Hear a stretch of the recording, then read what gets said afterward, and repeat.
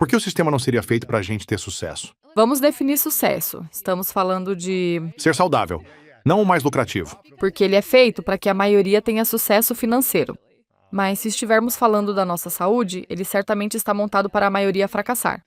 E o motivo é que construímos todo o sistema, do que produzimos ao que divulgamos e vendemos, com foco no lucro, à custa da saúde.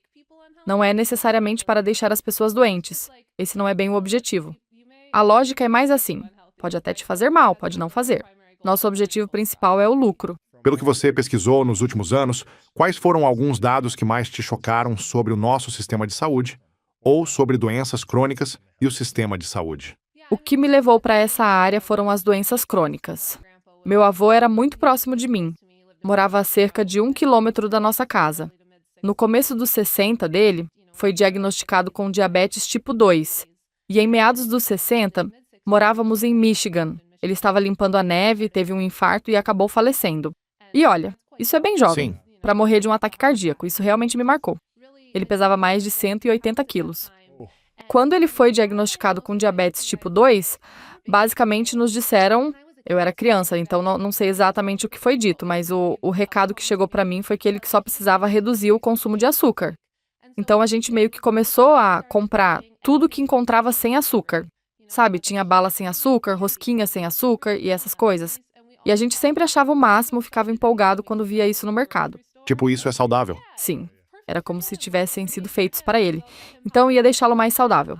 E, obviamente, não foi isso que aconteceu. Não é assim que funciona. Mas acho que foi isso que me fez me interessar de verdade por doenças crônicas.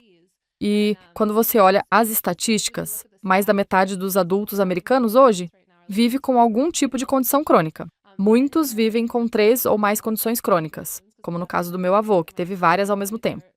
E se você olha o que alimenta as doenças crônicas, precisa olhar para o nosso sistema alimentar. Precisa olhar para a atividade física, precisa considerar todos esses fatores que influenciam as doenças crônicas das pessoas. Se você olha para o nosso sistema alimentar, estima-se que 70% são ultraprocessados. E podemos falar sobre o que realmente significa ultraprocessado e como isso é definido. Mas a grande maioria é de ultraprocessados pobres em nutrientes. Eles são feitos para durar na prateleira. Não temos sistemas alimentares locais muito fortes. Então acabamos dependendo desses alimentos ultraprocessados e superembalados, para, de certo modo, abastecer o país. E, de novo, tudo isso nos coloca numa situação em que mais de 90% dos americanos não atingem as recomendações de consumo de vegetais.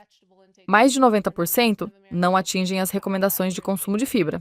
Mais de 50% dos americanos consomem açúcar adicionado em excesso.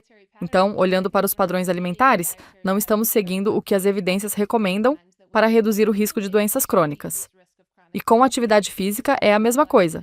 Mais de 80% dos americanos não cumprem as recomendações de atividade física, né? As pessoas não cumprem essas recomendações. Então, estamos vendo índices, recordes em alta de doenças crônicas relacionadas ao estilo de vida. Uau! Qual é, então, a causa raiz das doenças crônicas? Quando falo sobre isso, costumo abordar pela ótica dos sistemas, certo? Biologicamente, existem causas de base como resistência à insulina e níveis elevados de açúcar no sangue. E depende se estamos falando de doença cardiometabólica, que é o que eu estudo predominantemente. Mas, numa perspectiva de sistemas, que é onde gosto de focar como causa de fundo, você precisa olhar para o nosso sistema alimentar, certo? Precisa olhar para o ambiente construído. Precisa considerar o que chamamos de determinantes sociais da saúde, que são fatores não médicos que impactam diretamente a saúde das pessoas. Ou seja, coisas como: existem parques para onde elas possam ir? Porque se você incorpora atividade física no cotidiano, tipo quando você vai para a Europa e visita uma cidade europeia. Você caminha muito. Você caminha 20 mil passos ou mais por dia. E nem percebe, né? Sim. É porque, e claro, nas férias isso ajuda. Mas se você mora numa cidade, tipo Nova York, você anda para todo lado, sabe? Isso fica incorporado à sua rotina, enquanto a maior parte dos Estados Unidos foi construída para a indústria do automóvel, certo? E por isso muitas das nossas cidades e vilas não são muito caminháveis nem cicláveis. E, por causa disso, nossa atividade física é menor. Então, precisamos pensar em como desenhar esses sistemas, incluindo acesso à educação. Porque do ponto de vista da nutrição, é preciso começar cedo a ensinar quais são boas escolhas. Como posso aumentar a ingestão de fibra? Esse tipo de coisa. Claro. Tudo isso, numa perspectiva de sistemas, compõe a causa de fundo. Estamos construindo sistemas para priorizar a lucratividade à custa da saúde das pessoas. Ok. Entendo que existem sistemas que talvez não incentivem uma vida mais saudável. Mas no fim do dia, não é uma escolha individual levantar e se mexer, decidir o que colocar na boca e quanto comer a cada dia. Tipo, obviamente há sistemas que meio que nos empurram a ser mais sedentários e consumir mais calorias, o que leva a mais doenças crônicas. Mas e o poder pessoal de dizer, vou assumir o controle do que como e do quanto me movimento, em vez de deixar um sistema ditar o que posso ou não fazer? E entendo que possa ser mais difícil. Sim. Mas por que isso é um desafio para tanta gente? Sim, é uma ótima pergunta. É algo em que penso muito. E acredito que todos fazemos escolhas individuais dentro de sistemas. Então, ambos importam. A escolha individual é importante, mas os sistemas ao redor delas, eu diria, são ainda mais importantes. E os dados sustentam isso. Se você constrói um sistema para a maioria ter sucesso, mais gente vai conseguir. Certo? E se você constrói um sistema para a maioria fracassar, mais pessoas vão fracassar. Então, se quisermos melhorar a saúde dos americanos, melhorar a saúde do maior número possível, não só de alguns poucos, precisamos pensar pela ótica dos sistemas. Então, vou te dar um exemplo. Individualmente, podemos trabalhar juntos, certo? E vamos discutir quais são as melhores estratégias nutricionais para otimizar a nossa própria saúde. A saúde pessoal, ok? Isso inclui aumentar a quantidade de vegetais e de fibra, reduzir ultraprocessados pobres em nutrientes, garantir que você acorde e se hidrate todos os dias e limitar álcool e outras drogas. Essas seriam recomendações no nível individual.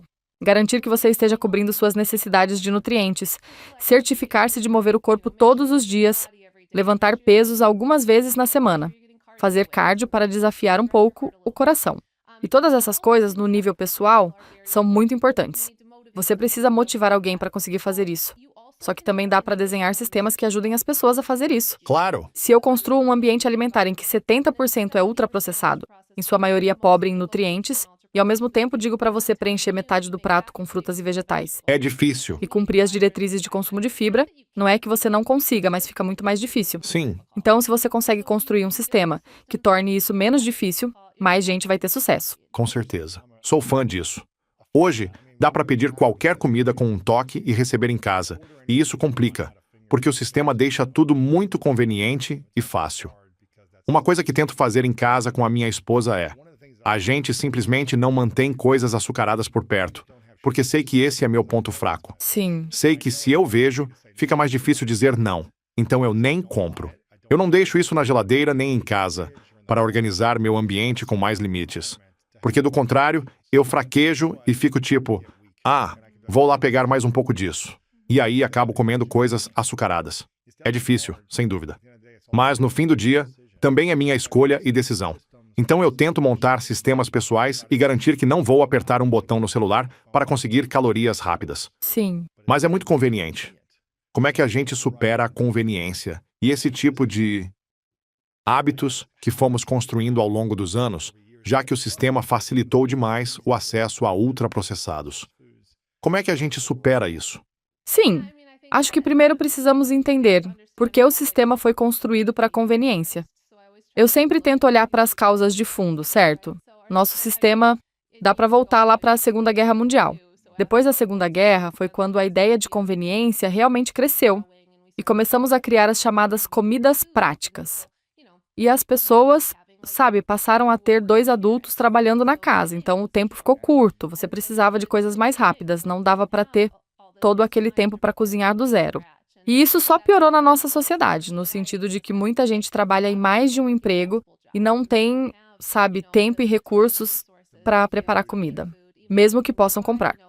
Mesmo que um pacote de feijão seja mais barato que feijão enlatado, a lata é muito mais conveniente do que o trabalho que dá.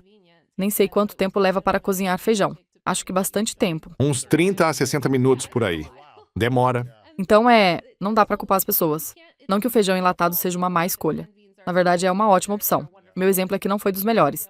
Mas é simplesmente a opção conveniente, certo? Então, precisamos entender por que essa conveniência existe. E também trabalhar em caminhos do tipo, Ok, já que temos sistemas que levam as pessoas a depender de comidas práticas e escolhas mais convenientes, como podemos ajustar isso para que vire uma escolha mais saudável? Certo? Esse tipo de coisa. E fazer o melhor possível com o que temos, porque hoje o sistema ele está mesmo configurado assim. E eu fico voltando ao sistema, porque é isso mesmo. Ele foi criado para priorizar o lucro, não necessariamente para o que vai manter as pessoas saudáveis. Ou como eles se valorizam. Preço é o termo mais emocional em uma negociação, porque você se valoriza com base no preço.